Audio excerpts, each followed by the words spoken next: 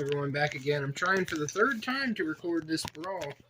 It's not that, it shouldn't be that difficult of a concept, but apparently it's wanting to be a pain. As you can see, the camera doesn't even want to cooperate with me here. So, here we go. I just want to get this done real quickly. I don't really understand the situation here, why it's such a problem. So, here we go. This is against Runo. Okay. So I'm listening to some audio here as well. This is the top 10 Yu-Gi-Oh! Villains. Of course, you can't go on YouTube without an ad because YouTube sucks. Come on, shake. Like a dog. Come on. Alright. 2-0.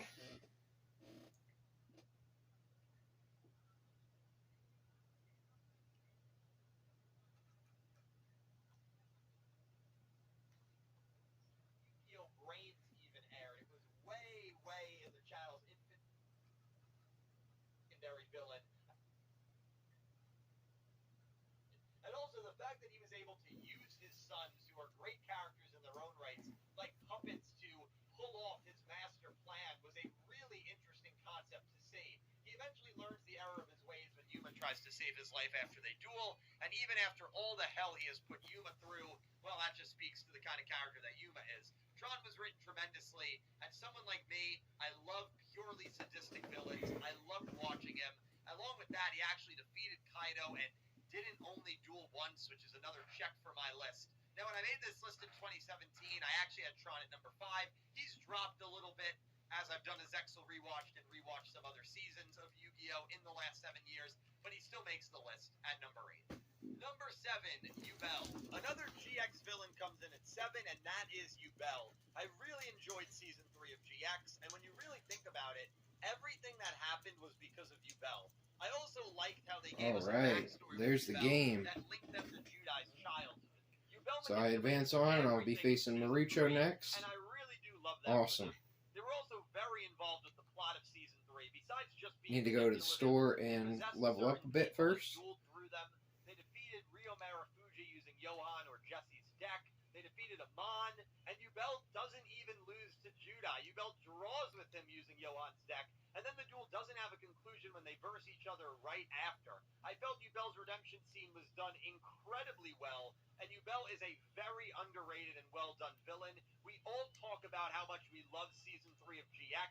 I think it's widely considered the most popular and probably the best season of GX by a lot of people. By Sting Lash or 210. Yubel is a massive part of that. They are one of the better duelists in the GX universe in general, and the way they were able to dictate everything in Season 3 earns Yubel a spot on this list. Number 6, Kwai-Duel. If you asked me 6 months ago if a Rush villain would make this list, I probably would have laughed. While Zuijo is great, I never viewed him as an antagonist per se, and Sevens didn't really have any long-lasting villains outside of Otis, and I mean, come on. But Kwai-Duel does give some legitimacy to the Rush villain pool, by far the best we have seen, and good enough to just miss out on the top 5 of all time. Yes, in my opinion, he was that good. I always got similar vibes to Lightning, who will show up later in this video, in the sense that they were influencing the story in major ways long before they were revealed. At the start of Go Rush, we would get this narrated intro.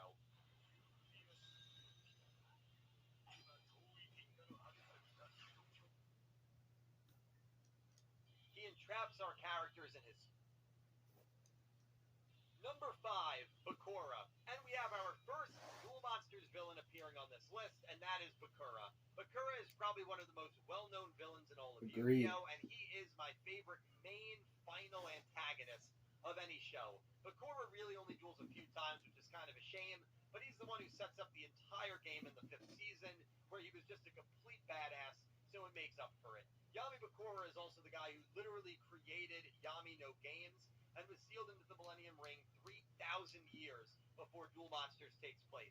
Both times he duels against Yugi, the decks he used were terrifying, and the strategies fit him so well. One was the Destiny board deck, the other was a deck destruction deck, and although he came up short in both duels, it was still really, really creepy and awesome to see him work his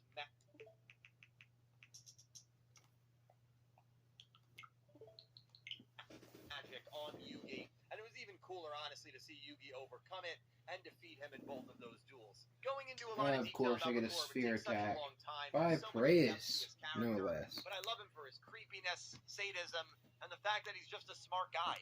He knows how to get all the Millennium items, he revives Zork, which is himself, and puts everyone into the RPG game during the dawn of the duel arc, an iconic villain, and Bakura comes in at number 5. Number 4, Lightning. Taking the runner-up spot is the Light Ignis Lightning from Yu-Gi-Oh! Vrains. Lightning was a fantastic villain and up there with Vector as one of the best villains the franchise has had in the last decade. You could really consider Lightning the main primary villain of the show, because he was the curator of almost everything bad that happened during the series. Revolver and the Tower of Hanoi don't take place if not for Lightning's inability to coexist with humans.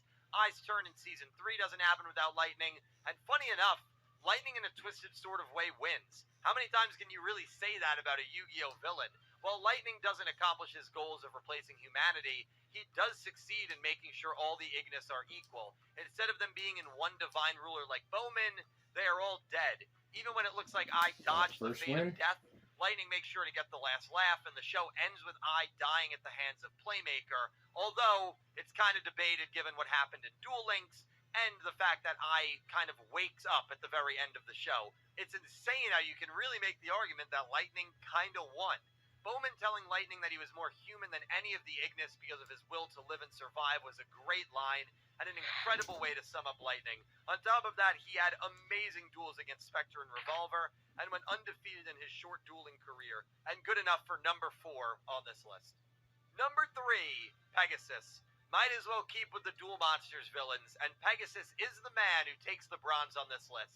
If you've been watching my channel for a bit, you know I love Pegasus as a character. He is the first ever villain in Yu-Gi-Oh! And he is a really terrifying adversary, mainly because he's able to see what cards his opponents has. The thing I love about Pegasus is I feel like he's evil enough where he doesn't need to be unhinged. The fact that he's kind of almost stoic in a way and confident in his mannerisms is really, really creepy, and I felt worked for his character overall. And the fact that they gave him a great backstory, made him a terrifying and seemingly unbeatable opponent, and gave him a few important wins in the first arc, makes him good enough to take the number 3 spot on this list. I could go on and on about Pegasus, but I love the guy. I think he was the perfect first villain of the anime, and I still think, even to this day, he holds up as one of the best in Yu-Gi-Oh! Number 2, Vector.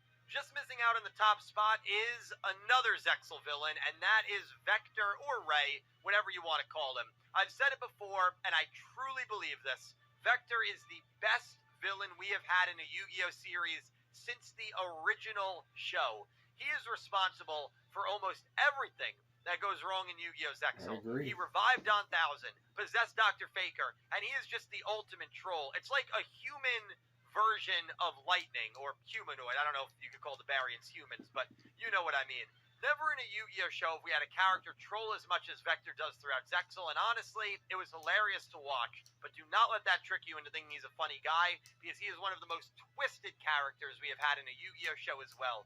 All you need to do is watch his duel against Mirage and Derbe, and you'll see why he's so high on my list. His mannerisms, and moreover than that, the voice... Hey, it's me, your dry skin. I'm craving something. Nobody cares, YouTube. You suck. We all know it. Voices he does is just downright terrifying. Every time I watch him duel, I always have this mixture of joy and horror, because the guy has incredible trolling skills that I love to watch, but at the same time, I know he's a completely messed up character. But you know a character is written magnificently when their death scene actually makes you feel bad for the character, especially when that character is a villain. There's no reason you should feel bad for him when he dies, but you actually do, at least I did.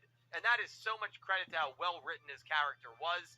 Zexal had a lot of really great characters, and Vector almost tops that list in my opinion. Almost Shaking tops this battle? list Thank as you. That well. gives me the chance And now to the win. moment you've all been waiting for. A better The chance best of winning. villain Excuse in me. all of Yu-Gi-Oh! History.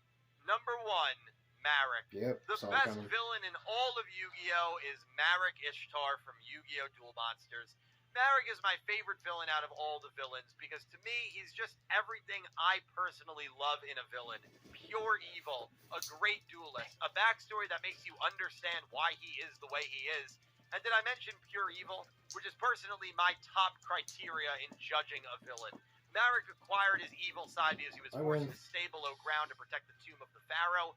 Obviously, this was against his will, and thanks to other events that occurred, he became hell-bent on revenge and watching his evil persona kill his dad. Let's be honest, though, his dad was an absolute dick. Probably had it coming. Either way, this begins Marik's long quest to get revenge on our main character, Yugi, more specifically at Tem.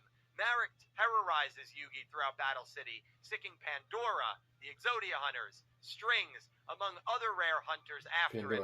He even goes as far as to kidnap and brainwash Joey and Taya, and force Yugi to duel Joey, the loser being pulled into the ocean by an anchor chained to their leg.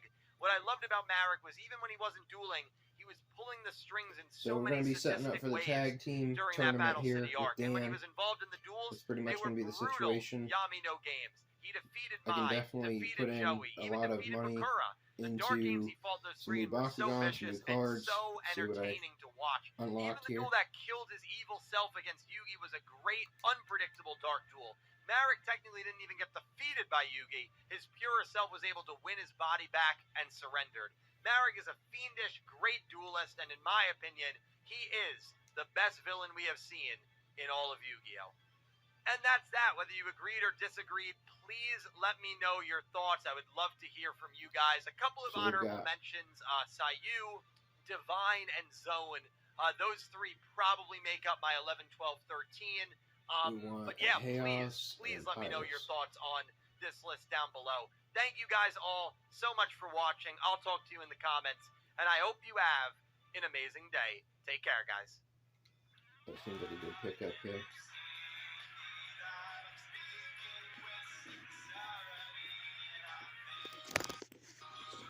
I don't want taken down.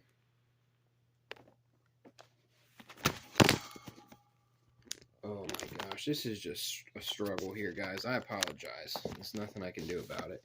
I've got the camera set up here, and it wants to keep moving. If it moves, I'm not moving it. Okay. We have Chaos. No. I already have a plus 60. Plus 80 for everything but Chaos. No, I want generic. Well, that's already, I already have the good, what is it, green or is it blue? I forget. Nope, not going to buy those yet. Not going to buy those yet. I think the green is, yeah, the green is the Leonidas. So I reckon it is time to buy some bottles. Okay, and upgrade. I want to get the Sphere Attack for sure. Okay, now he's going to have Chaos Lightning, which is, I don't know if it's necessarily the best item, the best ability, but it's pretty decent. Got 35. Do I need to pay 35? Sure, let's just pay the 35 because I'm not going to be able to pay for any more. And then I can buy pretty much whatever for Pyrus and Aquas. So probably get Serpenoid on one of them for sure. I want the Pyrus Serpenoid, the Aquas Serpenoid. I think the Pyrus Serpenoid is the one we want. Go ahead and pick him up. And I could buy a Sting Lash.